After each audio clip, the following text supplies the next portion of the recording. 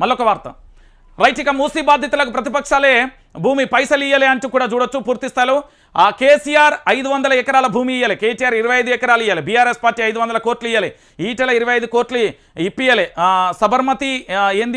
సబర్మతిలో పూర్తి స్థాయిలో కూడా 64,000 కుటుంబాలను తరలించారు. మోడీ 16,000 మందికే పరిహారం ఇచ్చిండు. మూసీ బాధితుల సమస్యలను తీరుస్తాం, పరిష్కారం కోసం కమిటీలు ఏర్పాటు చేస్తాం, అంబర్పేట మలక్పేటలో ఏర్పాటు చేస్తాం. అంబర్పేట రైతులందరికీ 2 లక్షల రుణమాఫీ. సోషల్ మీడియాతోని అధికారంలోకి రావు, చెర్లపల్లికి పోతావు, పొన్నంకు మంత్రి పదవి ఇస్తే కాకా ఫ్యామిలీకి ఇచ్చినట్టే. కాకా జయంతి సభలో సీఎం రేవంత్ రెడ్డి అంటూ కూడా చెప్పిన పరిస్థితి కనబడుతుంది. మూసీ బాధితులను ఆదుకోవాల్సిన సర్కార్ మరోసారి చేతులెత్తేసింది. ప్రతిపక్షాల సాయం చేస్తేనే తాము పంచిపెడతానంటూ ముఖ్యమంత్రి రేవంత్ రెడ్డి ప్రకటించారు. మూసీ బాధితులను ఆదుకునేందుకు కేటీఆర్ ముందుకు రావాలి అని అన్నారు. మూసీ బాధితుల కోసం ప్రతిపక్ష పార్టీల భూములు పైసలు ఇవ్వాలని కోరారు. ముఖ్యమంత్రి రేవంత్ రెడ్డి చేసిన ఈ కామెంట్స్ తెలంగాణ రాష్ట్రంలో హాట్ టాపిక్గా ప్రస్తుత రాష్ట్ర ముఖ్యమంత్రి కేసీఆర్ లేక రేవంత్ రెడ్డి అన్న చర్చ నడుస్తుంది. ప్రభుత్వాన్ని ఆదుకోవాల్సిన రేవంత్ రెడ్డి ప్రతిపక్షాలపై నెట్టడం ఆయన చేతగానితనానికి నిదర్శనం. ఈయన ఏం చెప్పిండో తెలుసా? ఒకసారి మీరు ఇక్కడ వినాలి.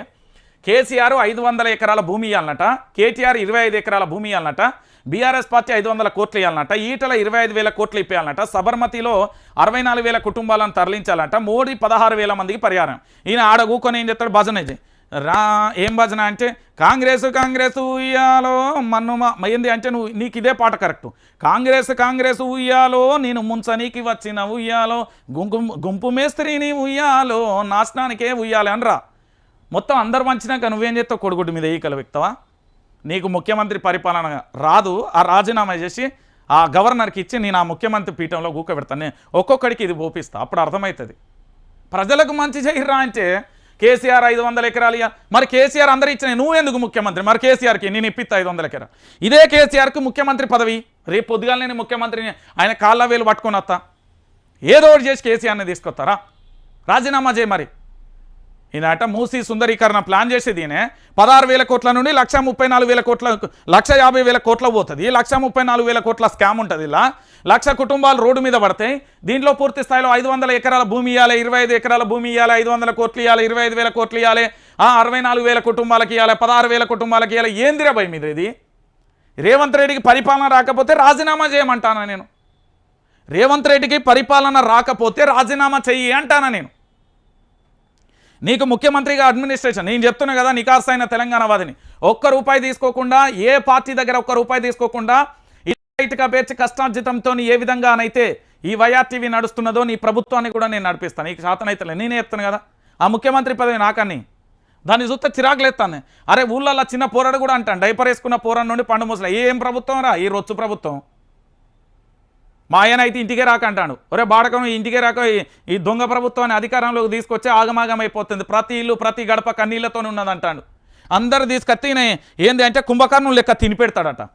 ఆయన 500 ఎకరాలు, ఈయన మూసీ సుందరీకరణ ఎవరు చేయమన్నాడు? మీ తాత చుట్టమన్నా కళలు వచ్చి అరే మనవడా మూసీ సుందరీకరణ చేయమన్నాడు రేవంత్ రెడ్డిని? ఏం ప్రభుత్వం ఇది? అన్ని విపక్షాలు అయితే ఏమన్నా దోబూసులు ఆట ఆడతాడట ఈయనదో ప్రభుత్వం. ఇక మళ్ళొక్క చూడు ఓ కొడుక, ఇక లేదు కూల్సుడే. హైడ్రాకు చట్టబద్ధత, బుల్డోజర్లకు ఫుల్ పవర్స్.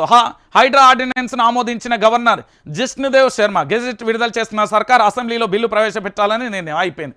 తెలంగాణ ప్రభుత్వం షాకింగ్ నిర్ణయం తీసుకుంది. హైడ్రా చట్టబద్ధత కల్పిస్తూ శనివారం గెజెట్ నోటిఫికేషన్ విడుదల చేసింది. దీనికోసం రేవంత్ సర్కార్ మున్సిపల్ చట్టంలో మార్పులు చేసింది. ఇటీవల జరిగిన కేబినెట్ భేటీలో హైడ్రాకు చట్టబద్ధత కల్పించాలని నిర్ణయం తీసుకున్న సంగతి తెలిసిన విషయమే. నేనేమంటున్నానంటే మళ్ళీ చెప్తున్నా, తెలంగాణలో పుట్టిన ప్రతి బిడ్డకు చెప్తున్నా, తల్లి గర్భం నుండి 9 నెలలు నవమాసాలు మోసి వచ్చిన ఈ భూతల్లి గర్భం మీద అడుగుపెట్టిన ప్రతి తల్లి బిడ్డకు అందరికీ చెప్తున్నా, నా తెలంగాణ అన్నాదమ్ములకు, అక్కా చెల్లెలకు, ఆడబిడ్డలకు, తాతలకు, ప్రతి ఒక్కరి బాబాయిలకు, పిన్నలు అందరికీ పేరున విజ్ఞప్తి చేస్తున్నా. కాంగ్రెస్ ప్రభుత్వాన్ని గనక మీరు కూల్చకపోతే మీ ఇల్లులు కూలుతాయి త్వరలో. నేను చెప్తున్నా కదా, హైడ్రాతోని ఇల్లులు కూల్చనీకే వస్తున్నాడు. తస్మత్ జాగ్రత్త. కాంగ్రెస్ ప్రభుత్వాన్ని మీరు మాత్రం కాటికి పంపాల్సిందే. ఈ ప్రభుత్వం తెలంగాణలో ఉంటే ఎంతమంది జీవితాలు ఆగమైపోతాయో, ఎంతమంది బ్రతుకులతోని ఈ ప్రభుత్వం ఆటలాడుతుందో. హైడ్రా అనేది ఏంది అంటే జీవితాలతో చట్టబద్ధత వచ్చింది. ఇక నా దగ్గరికి వచ్చి రంజితనా అని బాంచనన్నా ఒక ఏడుపు కాదు. ఒక తల్లిని పోయినా నిజంగా కూడా ఆ తల్లి ఏ తల్లి కన్నా బిడ్డనో నాకు తెలియదు, కానీ వాళ్ళ 2 కొడుకులు ఆల్మోస్ట్ డిగ్రీ ఫైనల్ ఇయర్ అయింది. జస్ట్ ఇట్లా పోయినా మీద పడి ఏడుస్తూ ఉంటే ఏం సమాధానం చెప్తారా భయని? నా జేబులోనేనో ₹1 ఈ వైఆర్టీవీ ఇది ఆ సంస్థానం వీళ్ళు ఏమన్నా డబ్బులు వస్తాయా?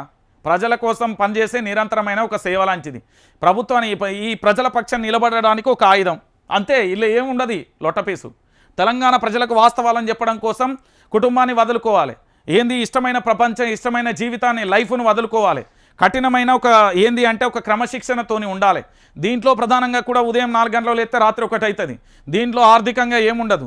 అంత ఏంది అంటే ప్రజల పక్షాన తెలంగాణ ఉద్యమం కేసీఆర్ ఎట్లా నడిచిన ఒక ఆయుధం లెక్క తెలంగాణ ప్రాంతానికి నిలబడడానికి వచ్చిన వాళ్ళు ఏడుస్తూ ఉంటే కళ్ళల్లో కన్నీళ్ళు కాదని ఆయన నాకు గుండె దరకపోయింది. ఆల్మోస్ట్ గుండెకు హార్ట్ స్ట్రోక్ వచ్చినంత పనైంది వాళ్ళ బాధలింటే. నేను చెప్తున్నా చట్టబద్ధత వచ్చింది. మార్పు పేరుతో తెచ్చిళ్ళు ఇక జీవితాలను నాగం చేసుకుంటాం. సావుకు రెడీగా ఉండాలి అంతే, ఇంకేం లేదు. ఈ సన్నాసులు ఇంతకు మించి ఏం చేయరు. నేను చెప్తున్నా కదా అంతే, అంతకేముండదు. ఇక చెప్పలే హైడ్రాను జిల్లాలకు విస్తరిస్తాం, అక్రమ ఇళ్లను కూల్చేస్తాం, మూసీకి జీపీఆర్ సిద్ధం కాలేదు. నిజామాబాద్లో పీసీసీ చీఫ్ మహేష్ గౌడ్. నేను చెప్పిన కదా పేదోడి ఇంటిపైకి బుల్డోజర్, బలిసినోడి ఇంటి ముంగట బుల్డోజర్ ఉండదు. BMW కారు ఉంటుంది, పేదోడి ఇంటి మీద బుల్డోజర్ ఉంటుంది కూల్చనీకి. ధనవంతుడి ఇంటి ముంగట BMW కారు ఉండి సంచుల మూటాలను తీసుకుపోతుంది, పైసల మూటాలను. అరే ఏమిరా మీ చీకటి రాజకీయాలు? ఓడు ఓ ఉద్యమం అంటాడు, ఇంకో ఉద్యమం అంటాడు. నా తెలంగాణ ప్రాంత బిడ్డలు ఏమైపోవాలి? అరే ఒక్క ఇల్లు కట్టి చూడు పెళ్లి చేసి చూడు అని వెనకట ఓ సామెత ఉంటుంది. ఇల్లు కట్టి చూడు పెళ్లి చేసి చూడు అని ఓ సామెత ఉంటుంది. నేను వైఆర్టీవీ కదా, నా పేరు రంజితే కదా, జర్నలిస్టే కదా. ఇల్లు కట్టడానికి ఇప్పటికి దాదాపుగా 10 సంవత్సరాల నుండి మీడియా ప్రపంచంలో ₹1 సంపాదించలే. జీవితకాలం పడుతుంది నాకు ఇల్లు కట్టడానికి. తెలుసా మీకు ఇది? ఇల్లు కట్టి చూడు పెళ్లి చేసి చూడు అని ఉత్తగానే అనలే పెద్దలు. అయిపోయింది ఇంకెక్కడిది.